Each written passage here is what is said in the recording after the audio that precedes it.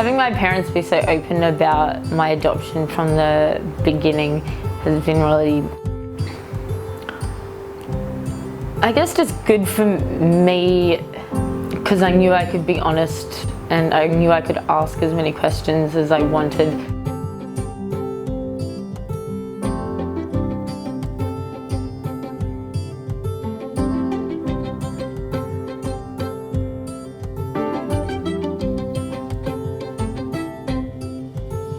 Barnardos has published, in conjunction with Oxford University, groundbreaking research into the outcomes for children of open adoption from out-of-home care in Australia.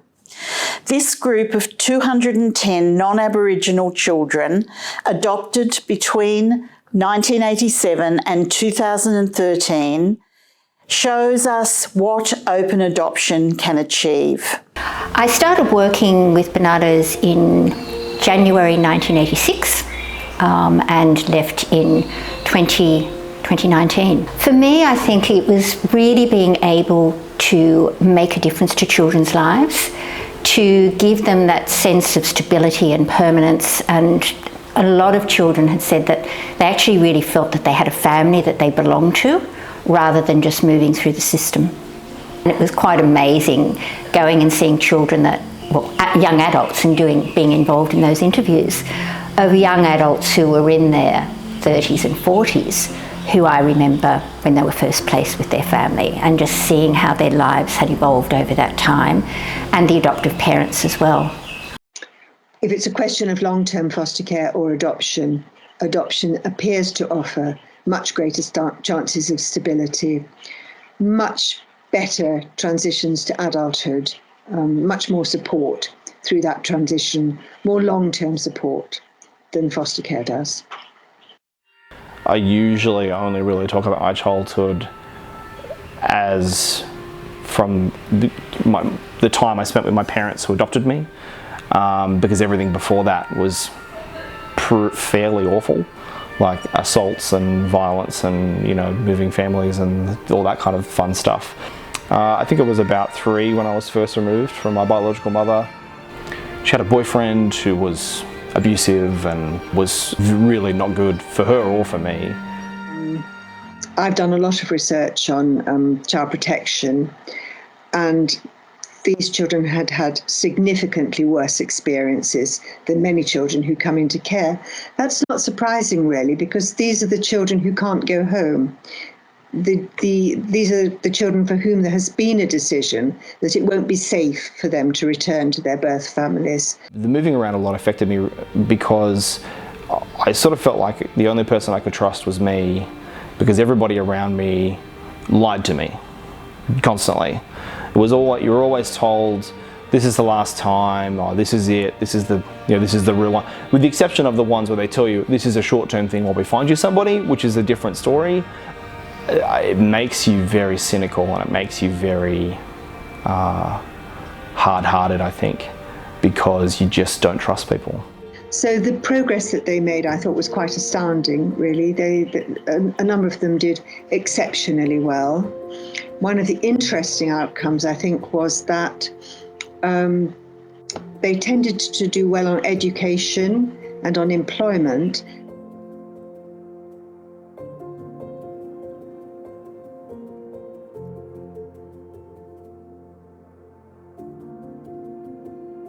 And I think that was very much to do with the way in which the adoptive parents acted as protective factors. The commitment of the adoptive parents was really very, very strong, and it was they who helped the children overcome their difficulties. And as adults, they helped the children when some of the adoptees lost their jobs, for instance, or they couldn't pay the rent and things went wrong. They had somebody watching their back who picked them up and helped them get back on track. I think what makes adoptive parents hang in is that they've made a commitment to that child. They have brought the child into their family. They've got legal authority to make those decisions, that responsibility, and they're not going to give up. You know, they say it's hard, but they'll hang on in there and they'll do what they need. And that came across time and time and time again. that life might be tough, but it could have been tough with your own child. You don't give up on your own child. So they're not going to give up on a child because they're adopted. I guess it's just that sense that you belong and identify with one family, and I know I didn't have to go through several foster care homes and sort of grow attached to different people and then be taken away from them. Yeah, when we think about adoption and we think about permanent fostering or other options, one of the key considerations that we have to keep in mind is what it means to the young person, to the child, to the adolescent, and then to the adult later on who's been adopted or fostered. Insofar as our own research has shown, and insofar as my reading of the literature has shown, it matters to young people whether they are adopted or not. In particular, adoption under the right conditions brings a sense of safety and security. It gives the child that foundation from which they can continue their development and grow. It doesn't erase the past, and that must never be the wish for adoption. But what it does is it gives them a stable platform to develop and to learn, and hopefully in an open adoption context, to learn about themselves. As part of the adoption order, there was a specification for mandatory face-to-face contact with various members of the birth family and the frequency within which that would happen. And post-adoption face-to-face contact with birth family members is not mandatory. I don't think it's mandatory in anywhere else apart from New South Wales and the Australian Capital Territory, ACT. It's certainly not mandatory in the UK. It's usually letterbox contact. It's nothing like as frequent as it is in Australia, and it's not part of the ideology in the UK yet. It's not an expectation, where in Australia it is a requirement and an expectation. And that was a huge difference. So it was very interesting seeing what contact was like and how beneficial it was. My grandmother was, because she was a big part of my life, my adoptive parents made her a big part of their life. My grandmother was really the one constant in my life from, 3 to, when she eventually passed away. That relationship was really important and really vital to my continued emotional well-being, I think. In order to move forward, I think the children had to understand what had happened to them. Otherwise, it's not possible to accept that you can't live with your birth parents. You have to have a reason why that can't happen. And it's painful understanding that you have been abused, that you have lived in a family that hasn't been beneficial for you in the past. But once you can do that and you can connect that to your present and look back and say, I've done with that, I've finished with that, then you can move forward. And that's what happened when the children were most successful. I've got good contact with my birth grandma or nan, and she's given me this book, and it kind of explains all the things that have happened as well. And I guess I've been able to talk to my parents about it.